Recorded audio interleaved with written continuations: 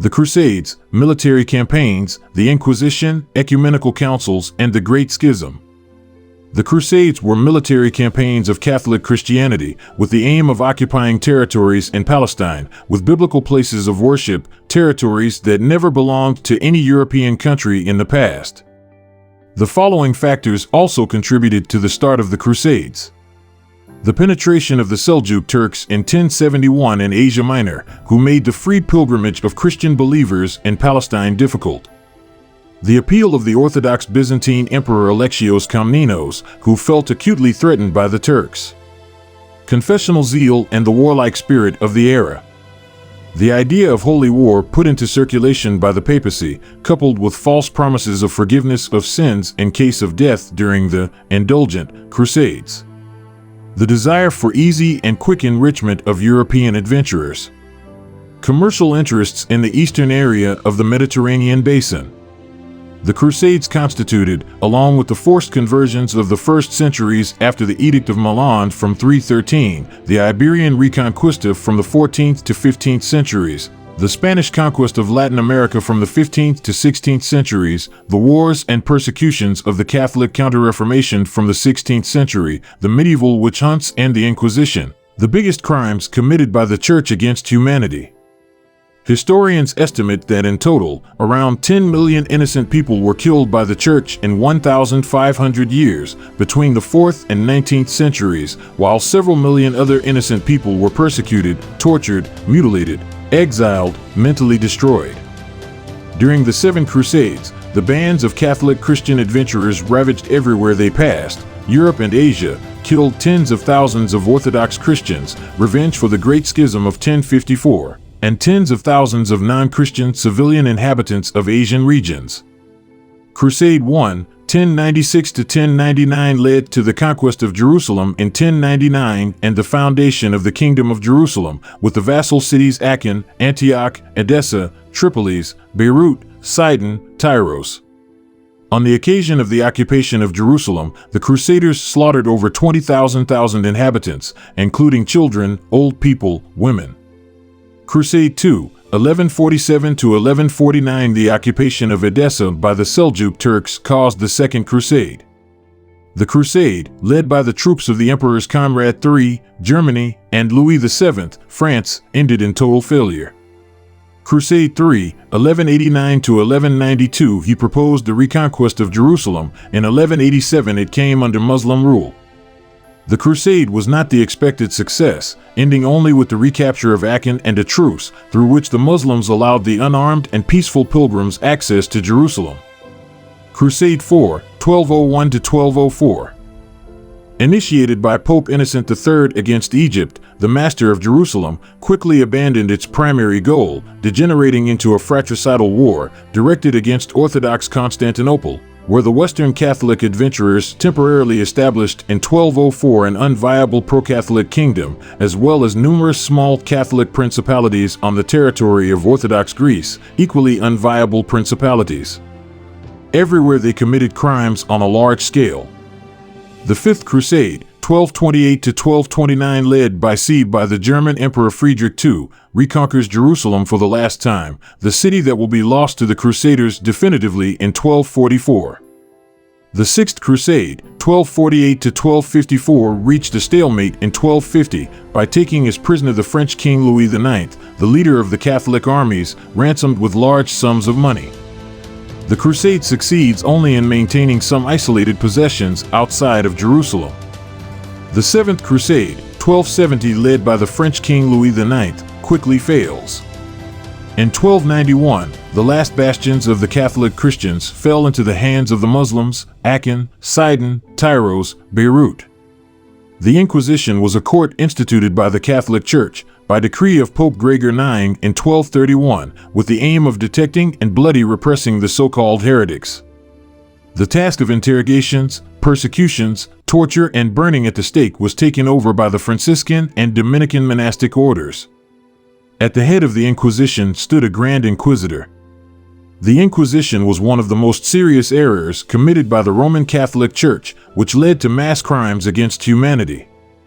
After Roman Catholicism consolidated its power in the Middle Ages, citizens with liberal views, who did not align with the desires, not always biblical, of the official church, began to be regarded as heretics, as enemies of society.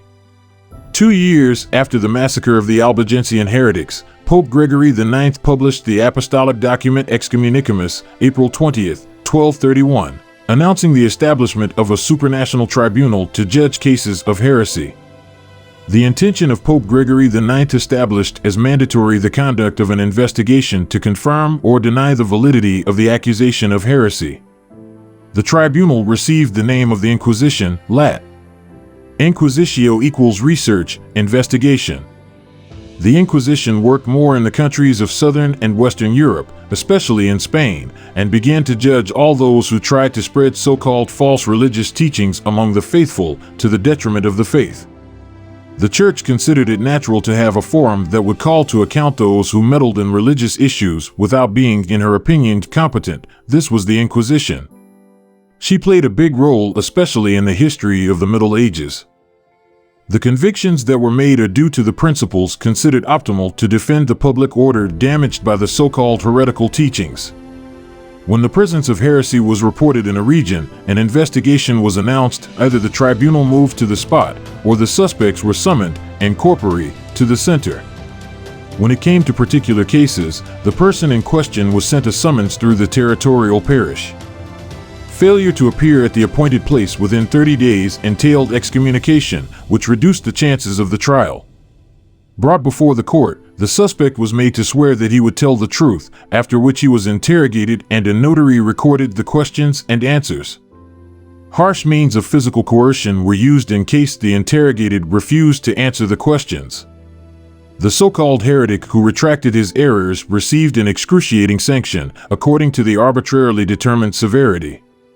Categories of degrading punishments given by the Inquisition to the defendants: long fasts, works of charity, building a church, pilgrimages to holy places.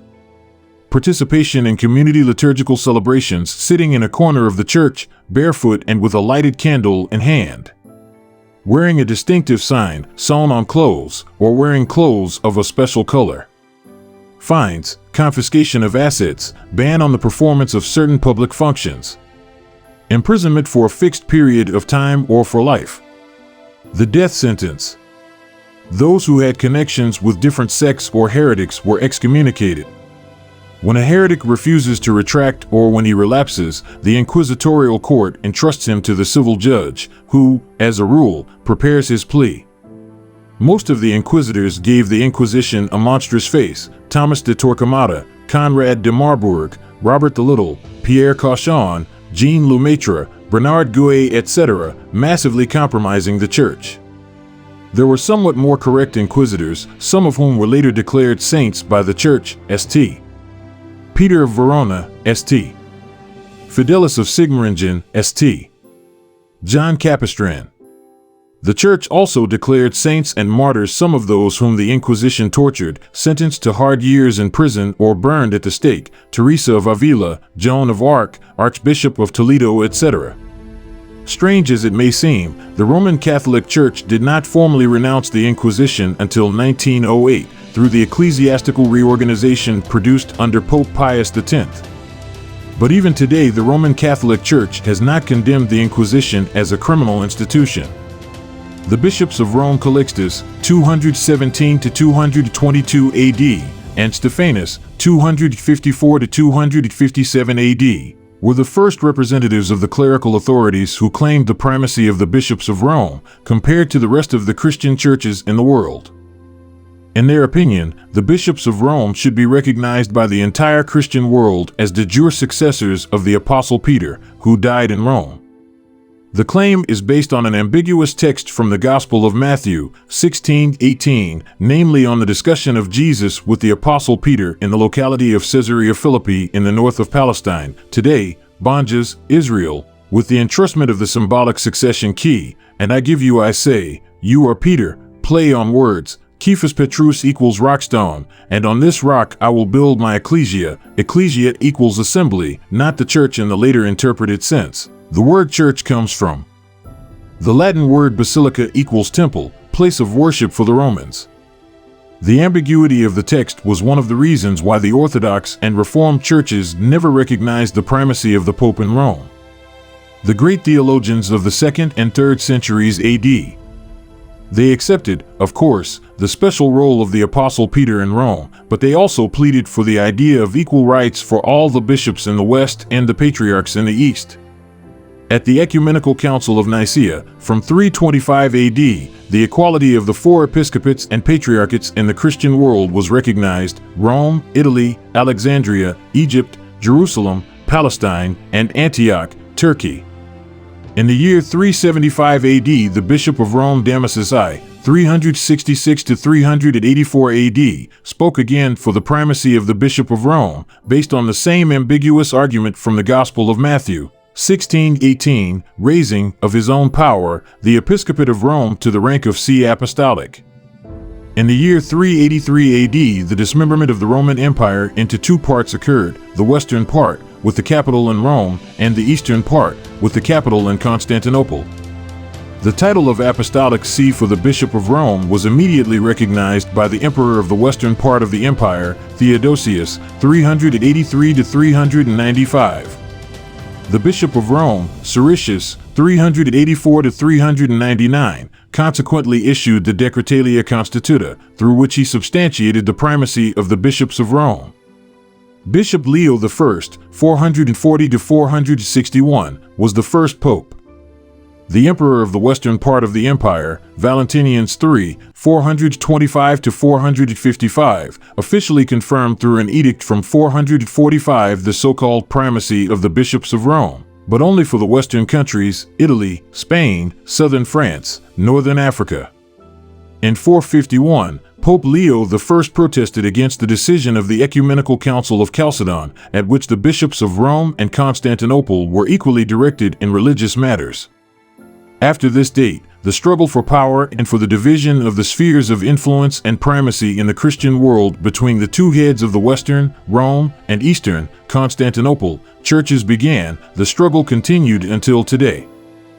Pope Symmachus, 498 to 514, decreed by Ordinata Constitutum Silvestri that the holders of the Apostolic See in Rome cannot be judged and condemned by ordinary people. Pope Gregor I, 590 to 604, extended the influence of the episcopate of Rome also in the sphere of political affairs, at first in Italy, then throughout the world, further deepening the discrepancy and misunderstandings between the Western and Eastern churches. At the Synod of Whitby, England, 664, Rome once again reiterated its supremacy claim to Constantinople.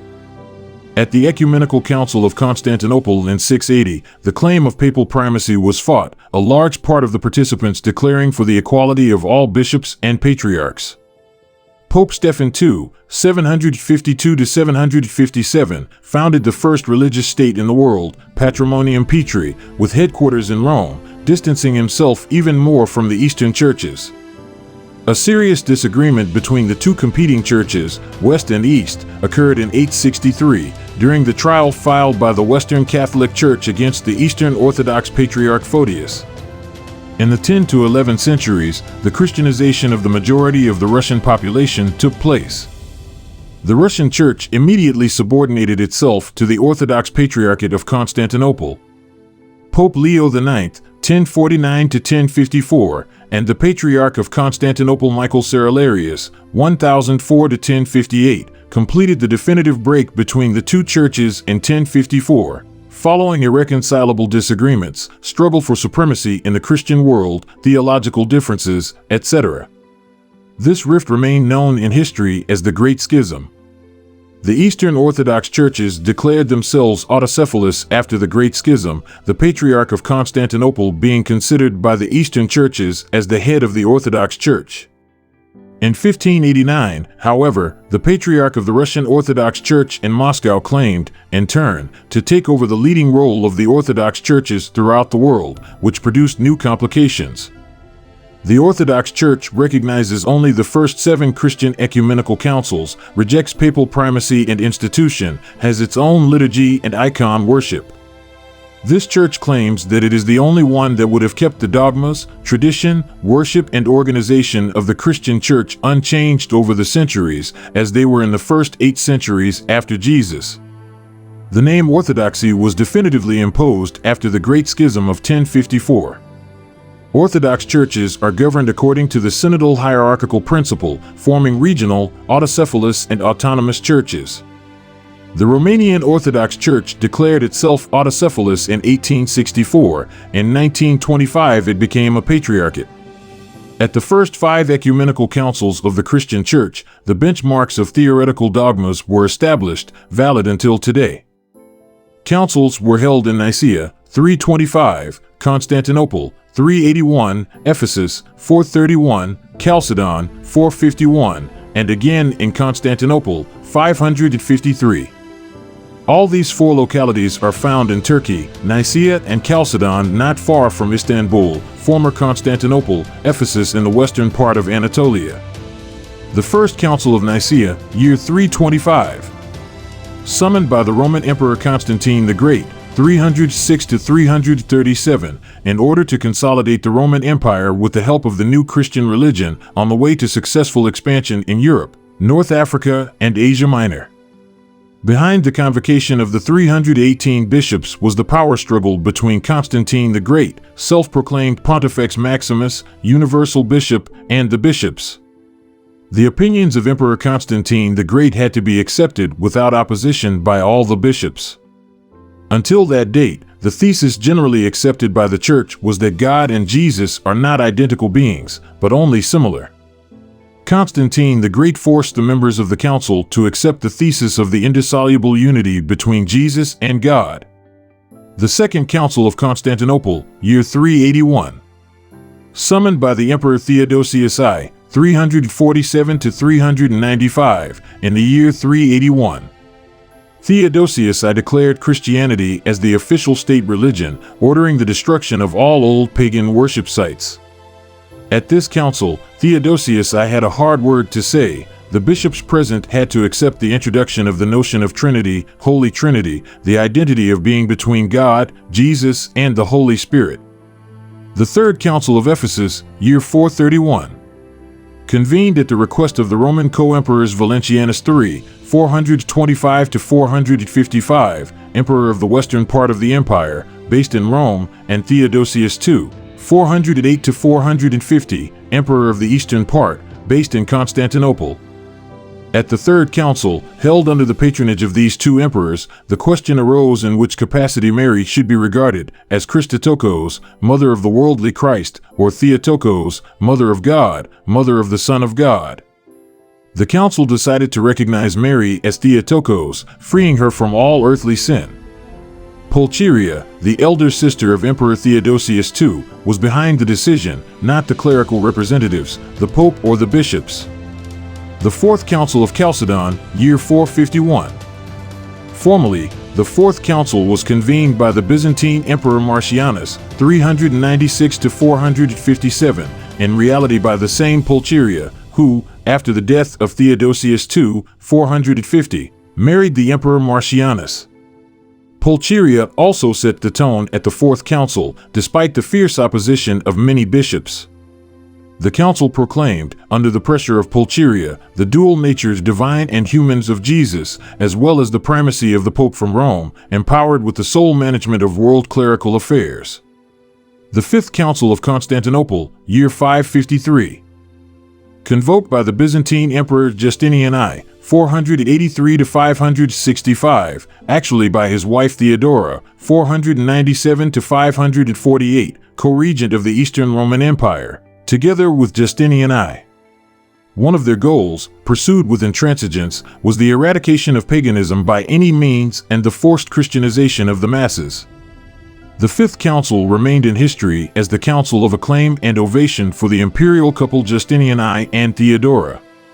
Justinian ordered, before the start of the council, the arrest of Pope Vigilius, 537 to 555, who supported other points of view.